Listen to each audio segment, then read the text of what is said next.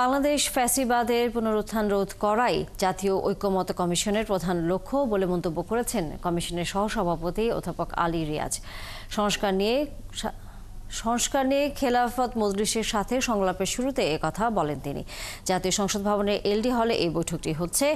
আলোচনায় অংশ নিতে খেলাফত মজলিসের সিনিয়র নায়েবে আমির ইউসুফ আশরাফের নেতৃত্বে 3 সদস্যের প্রতিনিধি দল সেখানে আসে।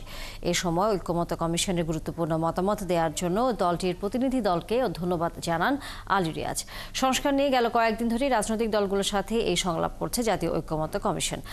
সর্বশেষ রবিবার বিএনপির সাথে দ্বিতীয় দফা আলোচনায় বসে তারা। এর আগে সংস্কারের বিষয়ে বিভিন্ন কমিশনের 166টি সুপারিশের মধ্যে 140টির বিষয়ে একমত হয়েছে খেলাফত মজলিস। চট্টগ্রাম বিশ্ববিদ্যালয়ের 5 শিক্ষার্থী সহ অপহৃত 6 জনকে উদ্ধারে খাগড়াছড়িতে যৌথ বাহিনীর অভিযান চলছে। সকাল থেকে যৌথ বাহিনী এই অভিযান শুরু করে।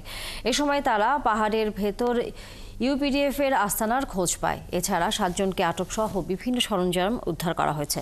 তবে এখন পর্যন্ত অপহৃতের কোনো খোঁজ পাওয়া যায়নি। এর আগে গত বুধবার খাগড়াছড়ি জেলা শহরের গিরিফুল এলাকা থেকে চট্টগ্রাম বিশ্ববিদ্যালয়ের 5 শিক্ষার্থী ও এক টমটম চালককে অপহরণ করে দুর্বৃত্তরা। পরে তাদের উদ্ধারে অভিযান শুরু করে যৌথ বাহিনী। সুনামগঞ্জ মেডিকেল কলেজে অনির্দিষ্টকালের জন্য শাটডাউন ঘোষণা করেছে শিক্ষার্থীরা। অবরোধ কর্মসূচিতে শিক্ষার্থীদের উপর হামলার প্রতিবাদে রবিবার রাত 9:30টায় কলেজ ক্যাম্পাসে এক সংবাদ সম্মেলনে এই ঘোষণা দেন আন্দোলনকারী শিক্ষার্থীরা। এ সময় তারা বলেন, শিক্ষার্থীদের কর্মসূচিতে হামলা বিচারের পাশাপাশি দাবি না মানা পর্যন্ত একাডেমিক ও প্রশাসনিক কার্যক্রম অনির্দিষ্টকালের জন্য শাটডাউন ঘোষণা করা হলো। পরে তারা কলেজ ক্যাম্পাসে মশাল মিছিল বের করে। এর আগে পর্যাপ্ত ওয়ার্ড সুবিধা প্রদান হাসপাতাল চালুর দাবিতে রবিবার সকালে মদনপুর এলাকায় সড়ক অবরোধ করে শিক্ষার্থীরা। গেল 15 এপ্রিল থেকে অনির্দিষ্টকালের জন্য ক্লাস বর্জনের পাশাপাশি দাবি আদায়ে মানববন্ধন, স্মারকলিপি সহ অবরোধ কর্মসূচি পালন করে আসছে তারা। তীব্র গরমের পর রাজধানীতে দেখা দিল স্বস্তির বৃষ্টি। সকালে এক পশলা বৃষ্টিতে ভিজল নগরী। তবে হঠাৎ শুরু হওয়া বৃষ্টিতে ভোগান্তিতে পড়েন অনেকেই। ভোর থেকে আকাশ ছিল মেঘাচ্ছন্ন। সেই মেঘ ভেঙে সকালের বৃষ্টির দেখা মেলে। সকাল 8টা থেকে রাজধানীর বিভিন্ন স্থানে শুরু হয় বৃষ্টি। আবহাওয়া অফিস আগেই জানিয়েছিল সকাল থেকে দুপুরের মধ্যে রাজধানীতে বজ্রসহ ঝড় বৃষ্টি হতে পারে। এদিন সকাল থেকে রাজধানীর গুলশান, বনানী, মিরপুর, মতিঝিল, গুলিস্তান, যাত্রাবাড়ি এলাকায় বৃষ্টির খবর পাওয়া যায়।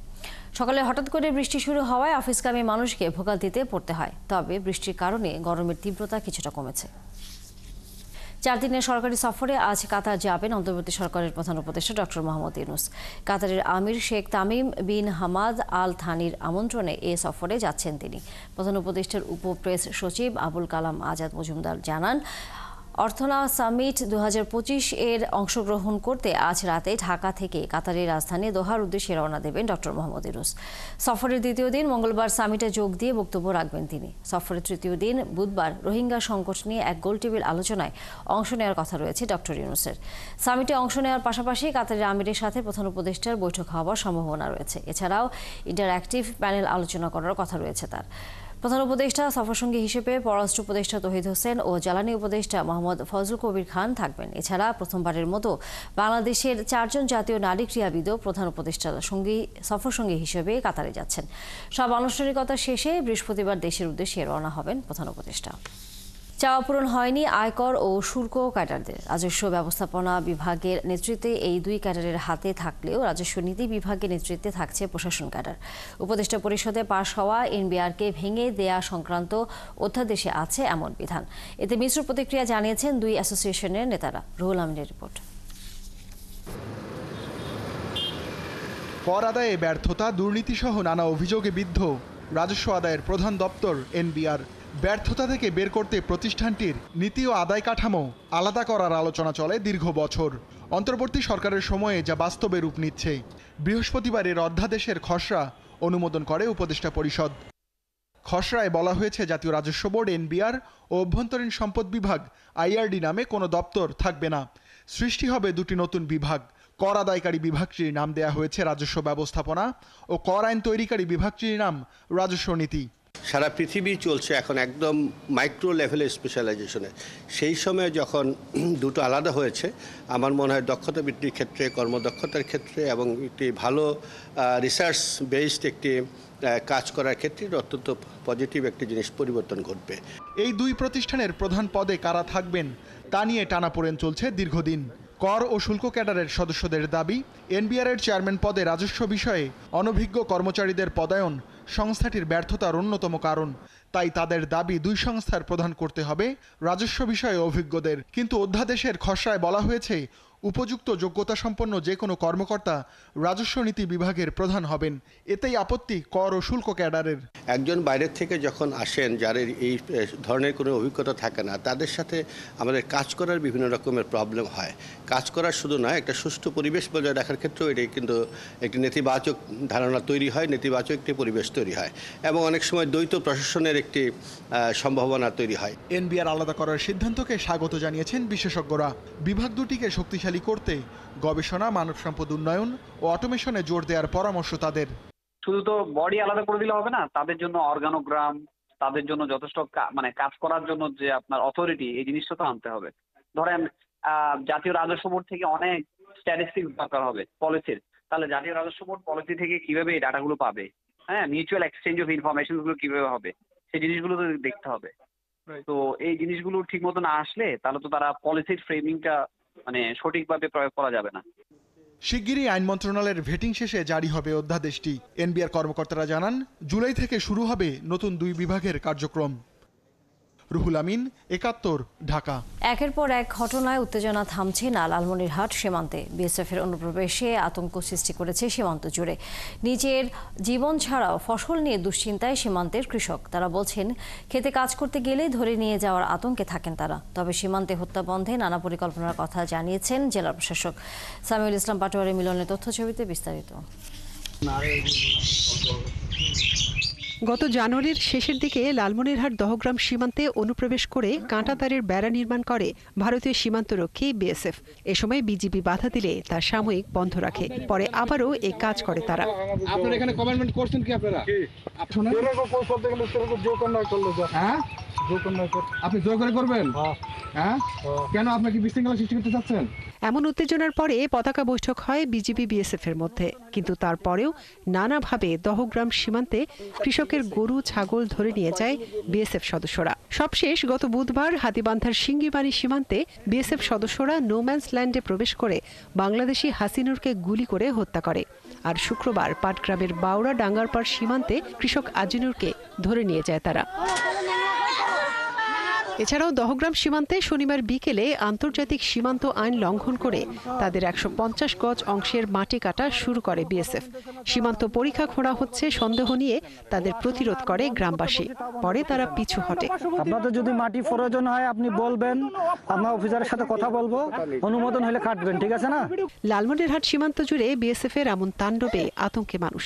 সীমান্তবাসীর যে জমি জমা, এই জমি জমা ফসল উৎপাদন করবে কেমনে? তাদের নিরাপত্তা কথা। ভারতের মাল্লি আর আমাদের মাল্লি একখানে। আমরা যদি যাই ওখানে দেখলি তো ওনা আমাকে গুলি করতে পারে, এমন একটা নিরাপত্তা, আমাকে গুলি করতে পারবে। আমরা তো যাইতে পারছি না ওখানে। কখন যে ইন্ডিয়ান বৃষ্টি আসবি, কখন যে না আসবি, কোন তো ইয়েও নাই, নির্ধারিত নাই। যদি মনে করে আসি যে চাটি বেড়া ভাঙ্গি চুরি তো বেখারি নিয়ে যাইতে পারে। এই অবস্থায় আতঙ্কে না থেকে সতর্ক থাকার পরামর্শ বিজিবির। এ নিয়ে সীমান্ত এলাকায় প্রচারও চালানো হচ্ছে। আর খেতে কাজ করতে যাবার সময় বিজিবির পরামর্শ নেওয়ার কথা বলছেন কৃষি কর্মকর্তারা। ওই এলাকার যে বিজিবি আমাদের যারা আছে তারা তো শান্তমূলক সীমান্ত রক্ষার বা সীমান্ত দেখভাল করার দায়িত্ব তাদের সঙ্গে পরামর্শ করি যেন তারা এই তারা কাজেগুলো অগ্রগামী করে। তার কারণ একটা অনাকাঙ্ক্ষিত কোনো ঘটনা ঘটে গেলে সেটাকে আমাদের এইটাকে সংশোধন করা খুব অনেক সময় সংশোধনের পর্যায়ে থাকে না। এদিকে জেলা প্রশাসক জানান, সীমান্তে হত্যা শূন্যের কোটায় আনার ব্যাপারে সরকার চেষ্টা করছে। জেলা আইন শৃঙ্খলা কমিটির মিটিং হয়, সেখানে আমাদের বিজিবি সদস্য থাকেন, পুলিশের সদস্য থাকেন, অন্যান্য আইন শৃঙ্খলা রক্ষাকারী বাহিনী থাকে, বিভিন্ন সংস্থার লোকজন থাকে। আমরা সর্বদাই সচেষ্ট থাকি যাতে আমাদের এই সীমান্ত এলাকায় কোনো ধরনের হত্যা না হয়। লালমনিরহাট জেলায় ২৮৪ কিলোমিটার সীমান্তের মধ্যে ৭৫ কিলোমিটার সীমান্তই অরক্ষিত। এসব এলাকায় নিজেদের সুরক্ষায় প্রশাসনের কঠোর নজরদারির দাবি জানিয়েছেন সীমান্তবাসী। মনিরা কাজুরি, 71। নারায়ণগঞ্জের রূপগঞ্জে উপজেলা প্রশাসনের কার্যালয়ের সামনে থেকে মোটরসাইকেল চুরির ঘটনা ঘটেছে। রূপগঞ্জ থানার ভারপ্রাপ্ত কর্মকর্তা লিয়াকত আলী জানান, রবিবার বেলা 12:30টার দিকে ভোলাবো ইউনিয়ন পরিষদের 6 নম্বর ওয়ার্ডের ইউপি সদস্য বাদশা মোল্লা উপজেলা প্রশাসনের সামনে তার মোটরসাইকেল রেখে দাপ্তরিক কাজে ভেতরে যান। কাজ শেষে ফিরে তিনি দেখেন তার মোটরসাইকেলটি চুরি হয়েছে। অপরদিকে দৈনিক জনকণ্ঠ পত্রিকার 2500 প্রতিনিধি শরীফ হোসেনের মোটরসাইকেলটিও দুপুরে উপজেলা নির্বাচন অফিস থেকে চুরি হয়। এ ঘটনায় রূপগঞ্জ থানায় আলাদা দুটি লিখিত অভিযোগ দায়ের করেছেন ওই সাংবাদিক ও ইউপি সদস্য। এর আগে গত 12 মার্চ নির্বাচন অফিসের সামনে থেকে নির্বাচন অফিসের এক কর্মকর্তার মোটরসাইকেলও চুরি হয়। সরবরাহ কমের অজুহাতে দিনাজপুরের হিলি বন্দরে হঠাৎ করে বেড়েছে পেঁয়াজের দাম। এক সপ্তাহের ব্যবধানে প্রতি কেজিতে দাম বেড়েছে 20 টাকা। এতে বিপাকে পড়েছেন স্বল্প আয়ের মানুষ। এদিকে ব্যবসায়ীরা জানান, কিছু অসৎ ব্যবসায়ী সিন্ডিকেট করে মজুত শুরু করায় দাম বেড়েছে। সংবাদদাতা সামিউল ইসলাম আরিফের তথ্যছবিতে বিস্তারিত। দিনাজপুরের হিলিতে সপ্তাহখানেক আগে কেজি প্রতি পেঁয়াজের দাম ছিল 30 থেকে 35 টাকা, যা বর্তমানে বিক্রি হচ্ছে 55 থেকে 60 টাকা দরে। ব্যবসায়ীরা বলছেন, পেঁয়াজের সরবরাহ কমে গেছে। দেশের বড় বড় ব্যবসায়ীরা পেঁয়াজ মজুত শুরু করায় বৃদ্ধি পাচ্ছে পেঁয়াজের দাম। পেঁয়াজের দাম একটু ঊর্ধ্বগতি। নাটোর, পাবনা যে জায়গাগুলো পেঁয়াজ আমদানি হতো আগে 5 গাড়ি 10 গাড়ি, এখন পেঁয়াজ আমদানি হচ্ছে আপনার 1 গাড়ি 2 গাড়ি। ভারত থেকে যদি পেঁয়াজ না আসে, আমাদের এই পেঁয়াজটা আমাদের আরো হয়তো বেশি দামে বেচতে হবে। পেঁয়াজ 6-7 দিন আগে আমরা 30 টাকা 35 টাকা কেজি বেচলাম দেশি পেঁয়াজ, সেটা এখন বর্তমান 20 টাকা কেজি বাইরে, এখন 55 টাকা কেজি আমরা বেচছি। এদিকে হঠাৎ পেঁয়াজের দাম বেড়ে যাওয়ায় বিপাকে পড়েছেন ক্রেতারা। তারা বলছেন, 7 দিন আগেও হিলির খুচরা বাজারে পেঁয়াজ বিক্রি হয়েছিল 30 থেকে 35 টাকা কেজি দরে। এখন তা বিক্রি হচ্ছে কেজি প্রতি 20 টাকা বেশিতে। আগে 35 টাকা কেজি কিনেছিলাম, এখন আজকে কিনলাম 55 টাকা কেজি। এখন আমাদের খুব সমস্যায় পড়ে গেলাম, কি দাম কি কমবে নাকি বেশি হবে আরো? আমদানি রপ্তানিকারক গ্রুপের প্রতিনিধিরা বলছেন, ভারত থেকে পেঁয়াজ আমদানি করা গেলে দাম কমে আসবে। তাই ভারত থেকে পেঁয়াজ আমদানি করার জন্য অনুমতি দেওয়ার দাবি জানান তারা। আমদানি অনুমতি যখনই দেবে তখনই বাজারটা একটা নিয়মতান্ত্রিকভাবে চলে আসবে। এটা 25 টাকা 15 দিনের মধ্যে বাড়ায়, এটাকে অসহনীয় পর্যায়ে চলে যাচ্ছে দিন দিন। সামনে কুরবানি, এই জন্য আমি আমাদের গভর্নমেন্ট ভারতের অনুরোধ করবো খুব দ্রুত ভিত্তিতে আইপিটা দেওয়ার জন্য। হিলির মোকামে আগে 3 থেকে 5 ট্রাক পেঁয়াজ আসত, বর্তমানে তা 1 থেকে 2 ট্রাকে নেমে এসেছে। এর আগে মোকামে প্রতিমণ পেঁয়াজের দাম ছিল 1200 টাকা থেকে 1400 টাকা। বর্তমানে তা বেড়ে 1800 থেকে 2000 টাকা। নূর তাজমিন নীর, 71। বিএফডিসির অবসরপ্রাপ্ত ও প্রয়াত কর্মকর্তা কর্মচারীদের মধ্যে 23টি পরিবারের হাতে তাদের পাওনা 3,58 লাখ টাকা পরিশোধ করা হলো। অর্থ মন্ত্রণালয় থেকে বরাদ্দ করা 7.5 কোটি টাকা থেকে প্রথম দফায় এই বকেয়া পরিশোধ করা হয়। রবিবার বিকেলে বিএফডিসির ভিআইপি প্রজেকশন হলে কর্মকর্তা ও কর্মচারীদের পরিবারের সদস্যদের হাতে এই পাওনা বুঝিয়ে দেওয়া হয়। বুলবুল আহমেদ জয়ের প্রতিবেদন। বিএফডিসির অফিস সহায়ক সাদেকুর রহমান এই প্রতিষ্ঠানে তিনি কাজ করেন প্রায় 14 বছর। 5 বছর আগে পরিবারের একমাত্র উপার্জনক্ষম এই মানুষটি মারা যান, কিন্তু তার পরিবারের স্বজনরা পাওনা বুঝে পাচ্ছিলেন না। দারিদ্র্যের কারণে বন্ধ হতে বসে তার সন্তানদের পড়াশোনা। মেয়েটা আমার ঢাকা ভার্সিটিতে চান্স পাওয়ার পর আমি শুধু থাকা খাওয়ার জন্য, এদের জন্য খরচের জন্য পড়াইতে পারছি না। সিলেট শাহজালাল বিজ্ঞান ও প্রযুক্তিতে পড়ে, আর ও কিশোরগঞ্জ পলিটেকনিকে পড়ে। আর যদি চেকটা যাওয়ার কি তাহলে ওরা আমি আরেকটু ভালো করে পড়াতে পারলো, ও হয়তো এত দূরে না যে আমার কাছে থাকতে পারতো। আজকে আমার স্বামী নেই, বাচ্চারা দূরে থাকে, আমি একা থাকি, ছোট একটা মেয়ে নিয়ে। সাদেকুর রহমানের মতো এফডিসিতে চাকরি করা এমন অনেক কর্মকর্তা ও কর্মচারী চাকরি শেষেও তাদের অবসর ভাতা সহ অন্যান্য পাওনা পাচ্ছিলেন না, যাদের সবারই আছে দারিদ্রের সাথে সংগ্রামের গল্প। আজকে খুবই খুশি, আনন্দিত। হ্যাঁ, এমডি মহাশয় যে এই কাজটা করেছেন, খুবই উৎসাহিত আমরা। মানে এরকম লাগতেছে যে আল্লাহ স্বয়ং ওনার ফেরেশতা হিসেবে এখানে পাঠাইছে। এইটুকু আমি দোয়া করবো অন্তরের অন্তঃস্থল থেকে, আল্লাহ জানে ওনাকে দীর্ঘজীবী করে। মারা গেছে স্বামী, 5 বছর হয়েছে, এখন টাকা পাইছি। এমডি মহোদয়ের সহযোগিতা, ওনার আপ্রাণ চেষ্টা, আজকে আমি চেকটা গ্রহণ করেছি। ধ্বংসের দ্বার প্রান্তে পৌঁছে যাওয়া এফডিসিকে ঢেলে সাজানোর অংশ হিসেবে অগ্রাধিকার ভিত্তিতে অবসরপ্রাপ্ত এই কর্মীদের পাওনা অর্থ পরিশোধের উদ্যোগ নিয়েছে কর্তৃপক্ষ। এর জন্য অর্থ মন্ত্রণালয় থেকে বরাদ্দ হয়েছে 7.5 কোটি টাকা। রবিবার বিকেলে এফডিসির ভিআইপি প্রজেকশন হলে আনুষ্ঠানিকভাবে 23 জন কর্মীর স্বজনদের হাতে তুলে দেওয়া হয় 3,58,00,000 টাকা। এই টাকাটা অনেকে সময় মতো না পাওয়ার কারণে অনেকে অনেক রকমভাবে ভুগেছেন। তো যতটা মানে সুখী মানে সুখ পাচ্ছি বা ভালো লাগছে, আনন্দ লাগছে যে দিতে পেরেছি, আর সামনাসামনি এসে না আরও কষ্ট লাগছে যে ওনারা কত কিছু থেকে বঞ্চিত হয়েছেন এবং কি সাফার করেছেন, কারণ ওনাদের তো এটা করার কথা ছিল না, ওনাদের সময় মতোই পাওয়ার কথা ছিল। অতীতের সব অনিয়মের অবসান ঘটিয়ে এফডিসিকে ঢেলে সাজানোর কথা বলেছে কর্তৃপক্ষ। বুলবুল আহমেদ জয়, ৭১, ঢাকা। রাজধানীর অভিজাত গুলশান সার্কেল এলাকায় রাতে রাস্তার পাশে বসে সুস্বাদু মুখরোচক খাবারের পসরা। দিনের কোলাহল শেষে পরিবার পরিজন, বন্ধুবান্ধব ও সহকর্মীদের নিয়ে এখানে ভিড় করেন ভোজন রসিকরা। সংশ্লিষ্টরা বলছেন, আগতদের ভোজন বিলাস আর বেচাকেনা অনেকটাই পুরনো ঢাকার মতো রাত ভর মুখর থাকে এই এলাকা। বিস্তারিত নজরুল ইসলামের প্রতিবেদনে। মধ্যরাতে সবাই যখন ঘুমে বিভোর, ঠিক তখনই ভোজন রসিকদের আনাগোনায় মুখর যান্ত্রিক ঢাকা নগরীর গুলশান সার্কেল।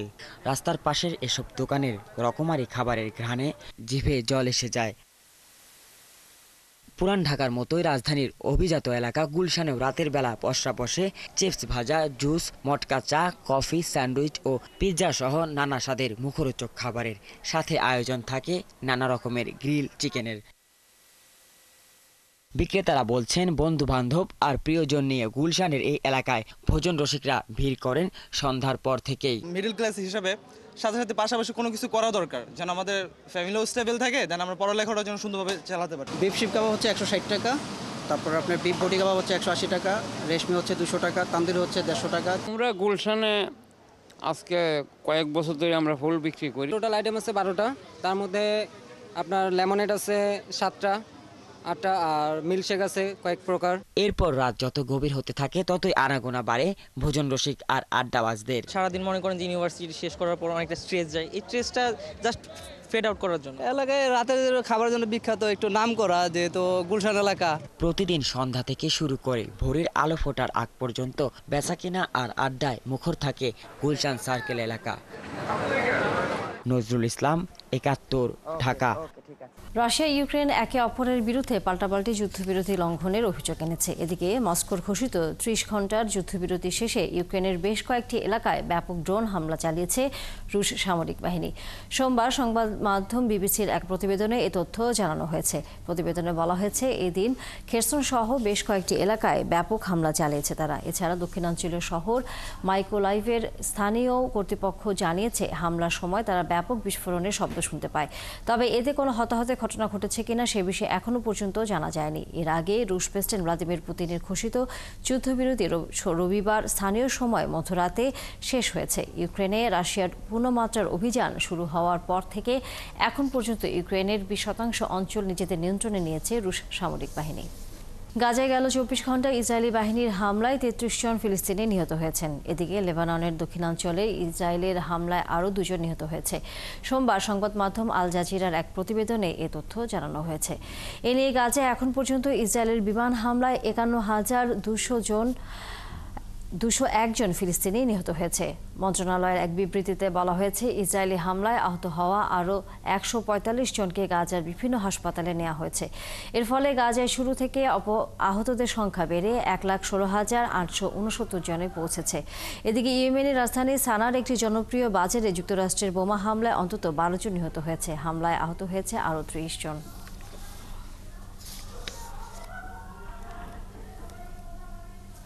গাজা উপত্যকায় ইসরায়েলি হামলায় ব্যবহৃত হাজার হাজার অবিস্ফোরিত বোমা এখন সেখানকার বাসিন্দাদের জন্য এক নীরব মৃত্যুফাঁদে পরিণত হয়েছে। জাতিসংঘের মাইন অ্যাকশন সার্ভিস UNMAS তথ্য অনুযায়ী গত 7 অক্টোবর যুদ্ধ শুরুর পর থেকে চালানো 40,000-এর বেশি বিমান হামলায় ব্যবহৃত প্রতি 10টি বোমার অন্তত একটি ফাটেনি। ঘনবসতিপূর্ণ এলাকা জুড়ে ছড়িয়ে থাকা এই বোমাগুলো কেড়ে নিচ্ছে প্রাণ, সৃষ্টি করছে ভয়াবহ মানবিক সংকট। বিস্তারিত মনিরুজ্জামান বাবুর প্রতিবেদনে। মৃত্যুকূপে পরিণত করেও গাজায় প্রতিনিয়ত বোমা হামলা এবং স্থল অভিযানের মাধ্যমে হত্যা আর ধ্বংসযজ্ঞ চালাচ্ছে ইসরায়েল। ধ্বংসস্তূপের নগরীতে এখন নতুন আতঙ্ক, ইসরায়েলি বাহিনীর ছোড়া অবিস্ফোরিত বোমা আর গোলাবারুদ। বেরিয়ে আসছে যুক্তরাষ্ট্রের তৈরি 900 কেজি ওজনের মার্ক 84 বোমাসহ অবিস্ফোরিত আরও নানা ধরনের মারণাস্ত্র। বসত ভিটার ধ্বংসস্তূপ সরাতে গিয়ে এসবের বিস্ফোরণে দুর্ঘটনার শিকার হচ্ছেন অনেকেই। আমরা খেলছিলাম, হঠাৎ বিস্ফোরণের পর আহত অবস্থায় আমাকে হাসপাতালে নেওয়া হয়। চিকিৎসকরা জানান আমি আমার চোখ হারিয়ে ফেলেছি। অবিস্ফোরিত বোমাতঙ্কে সময় কাটাচ্ছেন গাজার দক্ষিণাঞ্চলীয় খান ইউনিসের বাসিন্দারাও। আঘাত হানা একটি ক্ষেপণাস্ত্র আমার ঘরের ছাদ ভেদ করে অবিস্ফোরিত অবস্থায় মাটিতে পড়ে। বিস্ফোরণের ভয়ে পরিবার নিয়ে বাড়িতে থাকা যাচ্ছে না, কারণ যে কোনো মুহূর্তে অবিস্ফোরিত বোমার বিস্ফোরণ ঘটতে পারে।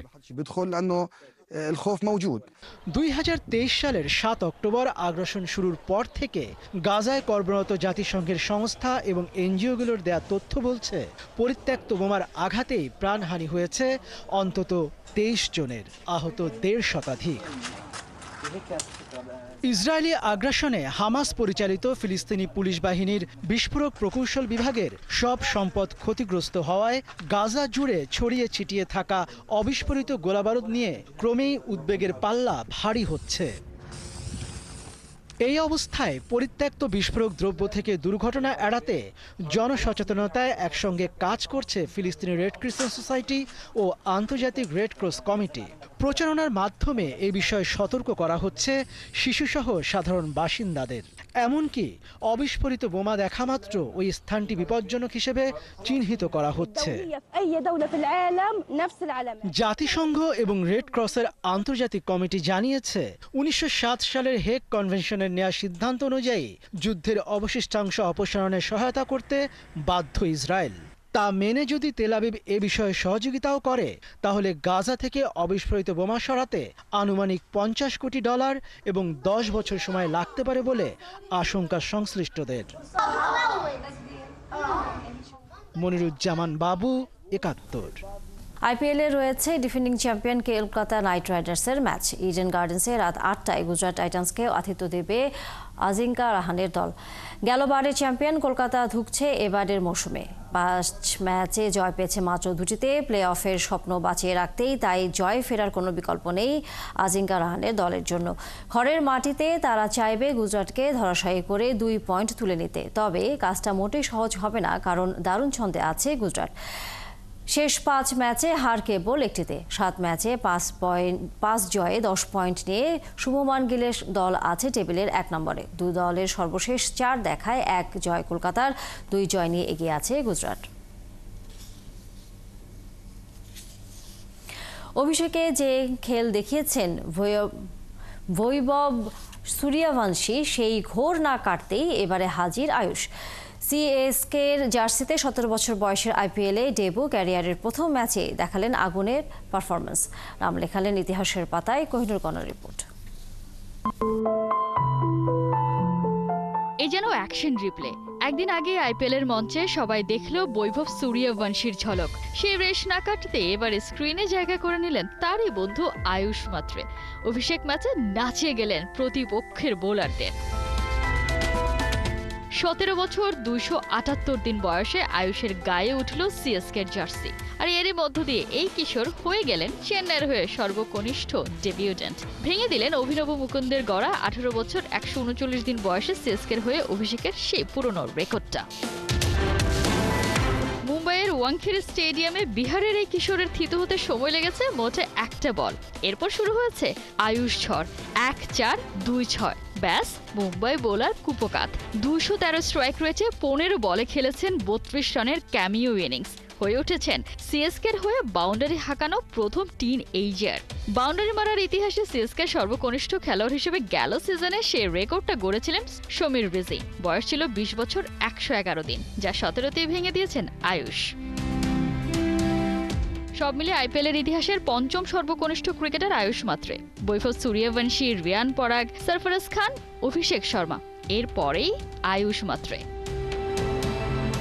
স্কুলের গন্ডি না পেরোতে রেকর্ডের গন্ডি পেরিয়ে যাচ্ছেন বৈভব আয়ুষরা। বয়সের 7-17 নিয়ে যারা ভেবেই চলেছেন, তাদেরকে এই টিনেজাররাই জানিয়ে যাচ্ছেন, উঠতে আবার বয়স লাগে নাকি। কোহিনুর কণা, ৭১। স্প্যানিশ লা লিগায় টিকে রইল রিয়াল মাদ্রিদের শিরোপা জেতার সম্ভাবনা। বিলবাওকে ১-০ গোলে হারিয়েছে কার্লোর শিষ্যরা। বার্সেলোনার সাথে ব্যবধান ৪ পয়েন্টে নামিয়ে আনলো লস ব্লাঙ্কোসরা। চ্যাম্পিয়ন্স লিগের শেষ ৮ থেকে বিদায়ের পর প্রথমবার মাঠে নামে রিয়াল। সান্তিয়াগো বার্নাব্যুতে প্রথমার্ধ বিবর্ণ গোল শূন্যের পর দ্বিতীয়ার্ধে আক্রমণের ধার বাড়ায় ভিনিসিয়াস জুনিয়ররা। বিরতির পর ১৭টি শট দিয়ে ৬টি লক্ষ্যে রাখতে পারে রিয়াল, যার মধ্যে অতিরিক্ত সময়ে ফেডরিক ভালভার্দের গোলে কোনো মতে জয় পায় স্প্যানিশ জায়ান্টরা। নিষেধাজ্ঞার কারণে এই ম্যাচে খেলতে পারেননি কিলিয়ান এমবাপ্পে। ৩২ ম্যাচে ২১ জয়ে ৬৯ পয়েন্ট নিয়ে টেবিলের ২ আছে রিয়াল। সমান ম্যাচে ৭৩ পয়েন্ট নিয়ে শীর্ষে বার্সেলোনা। চলছে সংবাদ সংযোগ, সরাসরি সংবাদ এবং অনুষ্ঠান দেখতে থাকুন ৭১ ফেসবুক পেজে এবং সাবস্ক্রাইব করুন ৭১-এর ইউটিউব চ্যানেল। থাকুন ৭১।